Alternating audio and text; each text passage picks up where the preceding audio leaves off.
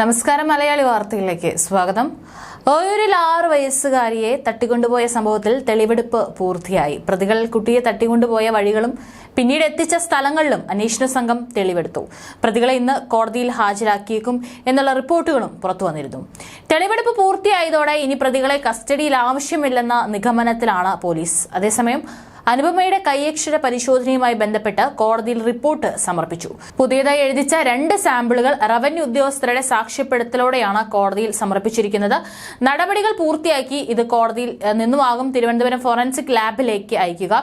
കുറ്റകൃത്യം ആസൂത്രണം ചെയ്തത് സംബന്ധിച്ച് അന്വേഷണ സംഘം ഡയറി കണ്ടെത്തിയിരുന്നു.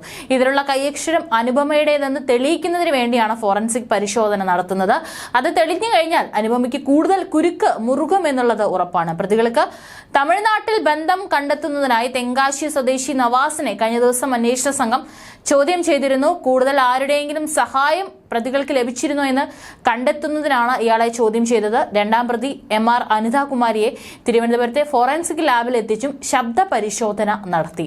10 ലക്ഷം രൂപ ആവശ്യപ്പെട്ട് കുട്ടിയുടെ അമ്മയുടെ ഫോണിലേക്ക് അനിതാകുമാരി വിളിച്ചിരുന്നു. ഈ ശബ്ദം ഇവരുടേതാണെന്ന് ശാസ്ത്രീയമായി തെളിയിക്കുന്നതിനായിരുന്നു പരിശോധന.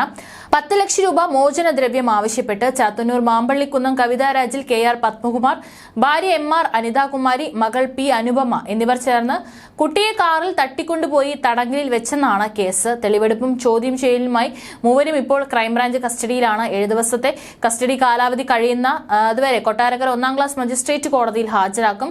കൊല്ലം റൂറൽ ക്രൈംബ്രാഞ്ച് DYSP MM ജോസിന്റെ നേതൃത്വത്തിലുള്ള സംഘമാണ് കേസ് അന്വേഷിക്കുന്നത്. പത്മകുമാറിന്റെയും കുടുംബാംഗങ്ങളുടെയും ബാങ്ക് അക്കൗണ്ട് വിവരങ്ങളും ക്രൈംബ്രാഞ്ച് ശേഖരിച്ചു. പത്മകുമാറിന്റെയും അനിതാകുമാരിയുടെയും അക്കൗണ്ടുകളിൽ കോടികളുടെ വായ്പാ തിരിച്ചടവിന്റെ വിവരങ്ങളാണുള്ളത്. യൂട്യൂബ് ചാനൽ വഴി ലക്ഷങ്ങൾ മകൾ അനുപമയുടെ അക്കൗണ്ടിൽ എത്തിയിട്ടുണ്ട്. വിലക്ക് വന്നതോടെ ഏതാനും മാസമായി വരുമാനമില്ല. തെരുവ് നായ്ക്കളെ സംരക്ഷിക്കാൻ പണം വേണമെന്ന അഭ്യർത്ഥനയുമായി നാട്ടിൽ തന്നെ മറ്റൊരു സേവിങ്സ് അക്കൗണ്ടും അനുപമ തുടങ്ങിയിരുന്നു. എന്നാൽ ഇതിൽ വലിയ തോതിൽ പണം എത്തിയില്ല. കുടുംബാംഗങ്ങളുടെ 3 മൊബൈൽ ഫോണുകൾ പോലീസ് ഫോറൻസിക് പരിശോധനയ്ക്ക് അയച്ചിട്ടുണ്ട്.